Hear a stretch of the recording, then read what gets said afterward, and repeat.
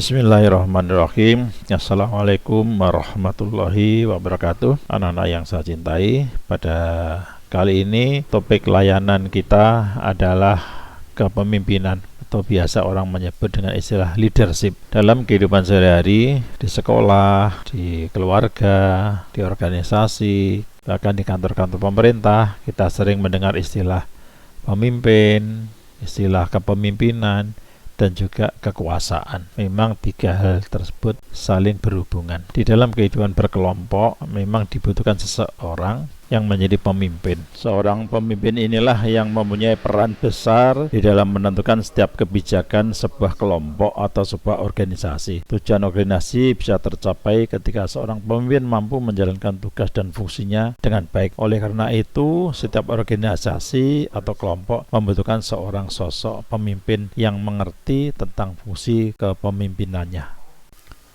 Kajian kita pada kesempatan ini akan mencakup yang pertama hakikat pemimpin, yang kedua proses terbentuknya pemimpin, ketiga sifat-sifat yang harus dimiliki, dan terakhir cara menumbuhkan jiwa kepemimpinan. Tadi kita singgung tentang masalah pemimpin, kepemimpinan, dan kekuasaan. Tiga hal yang berbeda. Pemimpin ini menunjuk pada orangnya, orang yang memimpin. Sedangkan kepemimpinan ini adalah tata cara perihal tentang pemimpin. Sedangkan kekuasaan adalah kemampuan individu atau sekelompok orang lain untuk mengendalikan orang atau kelompok lainnya. Itu adalah kekuasaan atau kadang-kadang sering kita sebut dengan power, ya, sebut dengan power. Fungsi manajemen yang telah ditetapkan dalam sebuah organisasi tidak akan berjalan tanpa adanya sosok pemimpin. Namun keberadaan seorang pemimpin juga tidak menjamin tujuan organisasi tercapai secara efektif dan efisien. Agar tujuan organisasi dapat dicapai secara efektif dan efisien, maka seorang pemimpin perlu menerapkan kepemimpinan secara baik dan benar. Kepemimpinan memegang peranan yang dominan, krusial, dan kritikal dalam keseluruhan upaya untuk meningkatkan prestasi kerja, baik pada tingkat individu, kelompok, maupun organisasi. Lalu, apakah kepemimpinan itu? Kepemimpinan adalah sebuah proses untuk memengaruhi orang lain, sehingga orang lain tersebut dengan sukarela mau melaksanakan kegiatan bersama dalam rangka mencapai tujuan yang telah kita tentukan. Ada beberapa definisi dari kepemimpinan. Intinya satu, ada getting things done with other, artinya mencapai tujuan menggunakan atau melalui orang lain. Yang kedua, intinya kepemimpinan itu adalah menggerakkan orang lain untuk mencapai hasil kerja yang diinginkan. Jadi kepemimpinan itu adalah pengaruh, artinya mempengaruhi, memotivasi, mengarahkan orang lain untuk mencapai tujuan organisasi. Itulah kata inti dari pengertian kita tentang masalah kepemimpinan. Ada tiga aspek kepemimpinan yang sangat penting yang perlu kita ketahui. Yang pertama, pemimpin itu harus melibatkan orang lain. Di sini dapat diartikan orang lain tersebut adalah bawahan atau pengikut atau anggota kelompok itu. Jadi kesediaan anggota kelompok dalam menerima arahan dari pemimpin membantu menegaskan status pemimpin itu sendiri dan memungkinkan terjadinya proses kepemimpinan, karena tanpa bawahan tentu jelas bukan pemimpin. Yang kedua, kepemimpinan itu mencakup distribusi kekuasaan. Jadi di dalam organisasi harus ada pembagian kekuasaan, tentu dibagi dengan tidak sama, di mana pemimpin pasti punya kekuasaan yang lebih tinggi dari komponen-komponen yang lain. Yang ketiga, aspek yang penting yang perlu dipahami, kepemimpinan sebagai kemampuan untuk menggunakan berbagai bentuk kekuasaan-kekuasaan yang dimiliki oleh seseorang pemimpin, biasanya digunakan untuk mempengaruhi perilaku anggota kelompok melalui sejumlah cara, ya. Pada dasarnya para pemimpin itu mempengaruhi para anggota kelompok untuk melakukan pengorbanan pribadi demi tujuan organisasi. Oleh sebab itu, para pemimpin diharapkan memiliki kewajiban khusus untuk mempertimbangkan etika ketika akan mengambil sebuah keputusan penting. Ada 3 teori tentang hakikat kepemimpinan. 1. Teori Genesis, kedua teori sosial, dan ketiga teori sintesis. Teori Genesis menjelaskan bahwa seorang pemimpin itu tidak dibuat, akan tetapi lahir jadi pemimpin oleh bakat-bakat alami yang dibawa sejak lahir. Berikutnya, dia ditakdirkan memang menjadi seorang pemimpin. Dia ditakdirkan lahir menjadi seorang pemimpin dalam situasi dan kondisi yang bagaimanapun juga. Teori ini secara filsafat dia menganut aliran determinisme. Dalam bahasa sederhana ya teori takdir lah, semuanya itu memang sudah ditakdirkan Allah, dia lahir menjadi seorang pemimpin. Sedangkan teori sosial meyakini bahwa seorang pemimpin itu harus disiapkan, dididik, dan dibentuk. Tidak lahir begitu saja akan menjadi seorang pemimpin.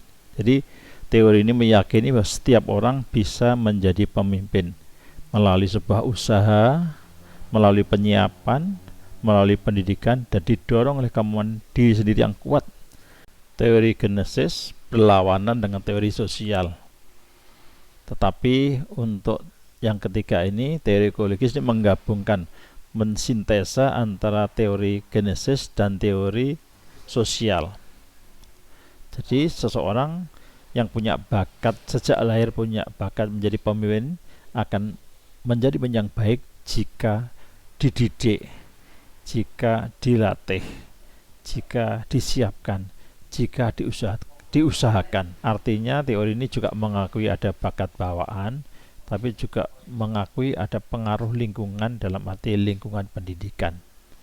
Jika keduanya dipadukan akan menjadi seorang pemimpin yang luar biasa. Jadi siapapun memang bisa menjadi pemimpin, tapi akan menjadi pemimpin yang baik jika dia disertai bawaan, bakat yang dibawa sejak lahir yang merupakan anugerah Allah dari keturunan kedua orang tuanya. Pengertian kepemimpinan yang dikemukakan oleh para ahli, diantaranya oleh Wahyu Sumijo. Kepemimpinan adalah kemampuan seseorang yang meliputi kepribadian, kemampuan serta kesanggupan yang tidak dapat dipisahkan dengan kedudukan, gaya, dan perilaku pemimpin, serta interaksinya terhadap pengikut dan situasi. Sedangkan menurut Josh Terry, kepemimpinan adalah sebuah kegiatan, sebuah aktivitas mempengaruhi orang lain agar diarahkan untuk mewujudkan tujuan organisasi. Kita bisa mengambil kesimpulan bahwa pengertian kepemimpinan itu adalah kemampuan seseorang untuk menggerakkan orang lain dalam rangka mencapai tujuan organisasi atau tujuan kelompok yang telah kita tentukan sebelumnya. Ada 2 tujuan kepemimpinan. Yang pertama, kepemimpinan ini sebagai sarana untuk mencapai tujuan. Jadi kepemimpinan ini adalah sarana yang sangat penting untuk mencapai tujuan organisasi. Dengan kepemimpinan yang baik dan benar, tujuan organisasi akan tercapai secara efisien dan efektif. Dan tujuan yang kedua, tujuan kepemimpinan adalah memotivasi orang lain. Jadi pemimpin yang baik adalah pemimpin yang bisa atau yang dapat memotivasi orang lain dalam arti pengikut atau bawahan untuk mencapai tujuan yang telah kita inginkan sebelumnya atau kita tentukan sebelumnya. Secara umum, fungsi kepemimpinan ada 5. Yang pertama fungsi instruktif, yang kedua fungsi konsultatif, yang ketiga fungsi partisipasi, yang keempat fungsi delegasi, dan yang kelima fungsi pengendalian atau fungsi controlling ya. Yang pertama fungsi instruktif adalah fungsi yang berkaitan dengan pemberian instruksi atau pemberian perintah.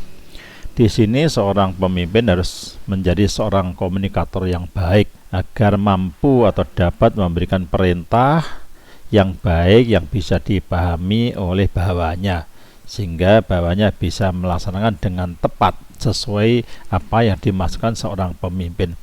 Tentu perintah yang bersifat sederhana bisa disampaikan secara lisan saja, tetapi perintah yang rumit yang membutuhkan petunjuk khusus tentu harus disampaikan secara tertulis.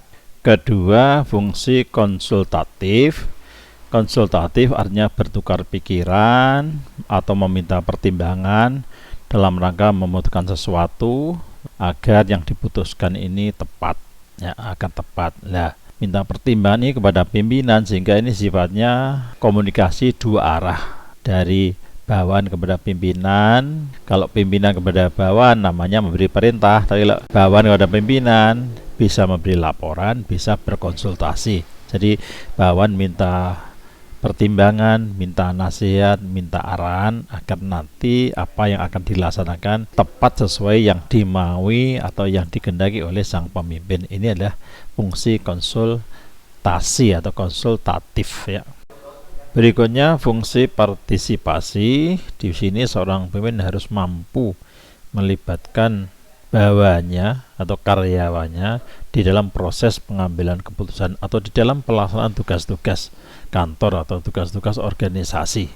Jadi tidak mungkin tugas-tugas itu dilaksanakan sendiri oleh seorang pemimpin, harus melibatkan orang lain dalam arti karyawan untuk melaksanakannya. Inilah yang dinamakan tugas partisipasi, karena pemimpin tadi menggerakkan orang lain.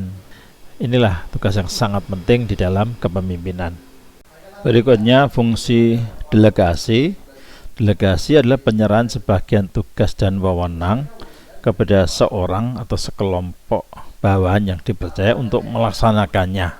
Tentu tanggung jawab tetap pada pemimpin, dan seorang bawahan yang diberi delegasi harus melakukan dengan baik dan harus memberikan laporan pertanggungjawaban apa yang ditugaskan kepada dia, bahwa dia telah melaksanakan baik dan sukses dalam mengemban delegasi tersebut. Yang terakhir adalah fungsi pengendalian atau fungsi pengawasan, di mana seorang pemimpin harus selalu mengarahkan, mengendalikan agar apa yang dilakukan oleh karyawan sesuai dengan instruksi, sesuai dengan kebijakan perusahaan, sehingga karyawan tetap melakukan tugas on the track sesuai dengan aturan mainnya, sesuai dengan SOP yang ada, tidak boleh menyimpang dari tujuan yang akan dicapai, tidak boleh menyimpang dari arahan pemimpin, tidak boleh menyimpang dari kebijakan perusahaan. Ini dilakukan dengan fungsi pengendalian, fungsi pengawasan ya. Seorang pemimpin dalam memimpin sebuah kelompok atau organisasi seharusnya memiliki beberapa sifat, diantaranya